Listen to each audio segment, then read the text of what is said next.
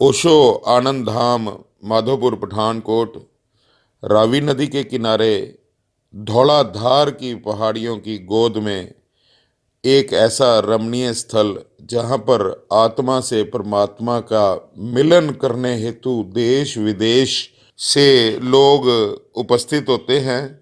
यहाँ पर अक्सर चलने वाले ओशो आनंद उत्सव में सम्मिलित होने के लिए एडवांस बुकिंग तक करवाते हैं लोग।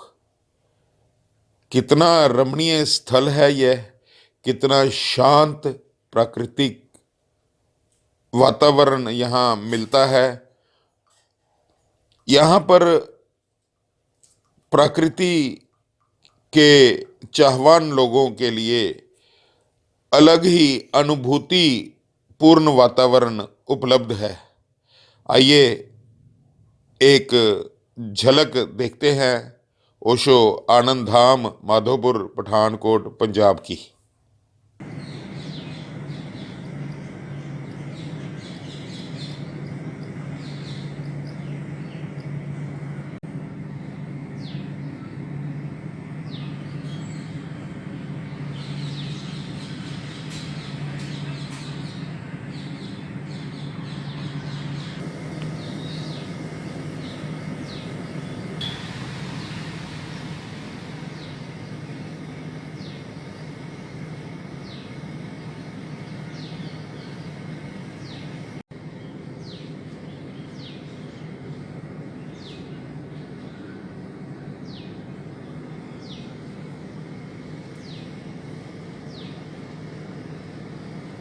नहीं है, हमारा जीवन प्रबंधित नहीं है, तो फिर ये जीवन किस काम?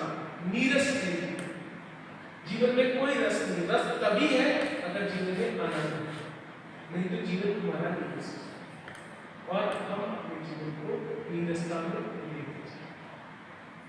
हमें अपना जीवन प्रेम से जीना है, ध्यान से जीना है और आत्मा के तल पर जीना है।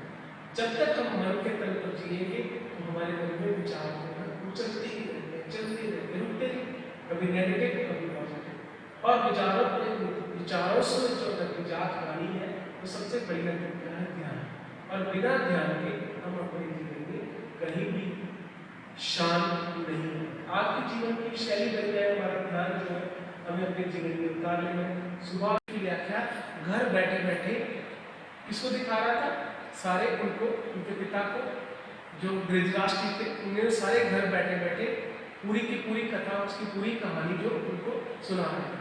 लेकिन वो घर बैठे बैठे देख रहा था भगवान कृष्ण ने ऐसा क्या उनको दिखे थे।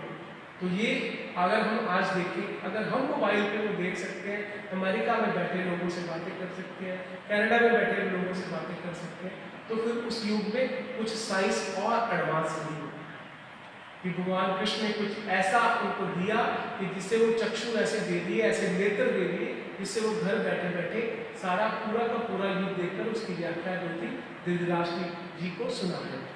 सत्य ना भी हो तो चलेगा, हमारी वाणी सुंदरम होनी चाहिए, सुंदरम होनी चाहिए। चलो सुंदरम भी छोड़ते हैं, सुंदरम भी ना हो, लेकिन कम से कम शिवम होनी चाहिए। शिवम का मतलब है कल्याणकारी। मेरी भी जय जय, दूसरे की भी जय, मेरा भी भला, दूसरे का भी भला, बहुजन हिताय बहुजन सुखाय, ऐसी वाणी होनी चाहिए। अगर ऐसी वाणी नहीं है तो हम किसी का भी दिल दुखा सकते हैं, बुरा बोलते हैं, क्रोध में बोलते हैं, तो हम किसी का भी नुकसान तो करते ही हैं, अपना नुकसान उसके साथ हमारे स्वायत्ता ही हो जाता है, अपने आप ही हमारा नुकसान जो है वो होने लगता है। हम दूसरे को तो नुकसान करते हैं, तो अब मान लीजिए सत्य पर आधारित है, इतना भी सच मत बोलो कि किसी का नुकसान हो जाए। अगर सत्य पर आधारित, मान लीजिए आप एक संत हो, एक चौक पर बैठे और संत, मैं एक कहानी सुनाऊंगा। एक चौराहा था, उस पर एक संत रहते थे। तो एक बार एक आदमी एक गाय के पीछे फरसा लेकर उसको मारने के लिए दौड़ रहा था। अब वो गाय जब चौराहे पे पहुंची तो वहां एक साधु बैठे हुए थे जो साधना कर रहे थे। तो वो जो आदमी पीछे मारने के लिए उसको भाग रहा था गाय को, उस चौक से उसको पता नहीं चला कि गाय किस तरफ चली, लेफ्ट तो गई फिर राइट पे गई। अब उसने सोचा कि यहाँ तो और कोई है नहीं, ये साधु बैठे, ये झूठ तो बोलेंगे, क्यों ना इनसे पूछ लिया जाए। तो उन्होंने संत से पूछा कि आपने किसी गाय को देखा? मैंने कहा हाँ देखा। अब वो कहते गाय किस तरफ गई, वो कहते इस तरफ गई, जबकि गाय किस तरफ गई थी, लेफ्ट को गई, उन्होंने राइट को बताया।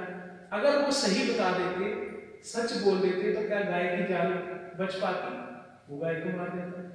लेकिन नहीं, इतना भी सच मत बोलो कि किसी का नुकसान हो जाए।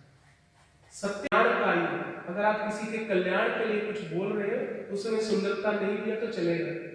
किसी का आप भलाई कर रहे हो ना, कटु शब्द भी बोल रहे हो, ऊंची आवाज में बोल रहे हो, नीची में बोल रहे हो, मीठा बोल रहे हो, कड़वा बोल रहे हो, लेकिन किसी का भला चाह रहे हो। जैसे अभी कपूर साहब को मैंने डांटा कि आप क्यों लेट आए, तो उनका भला है। अगर वो लेट आए तो इस बात को समझ नहीं पाए, तो ये सबका भला है। तो हमने वही काम करना है जो बहुजन हिताय हो, बहुजन सुखाय हो, तभी अध्यात्म का फायदा है।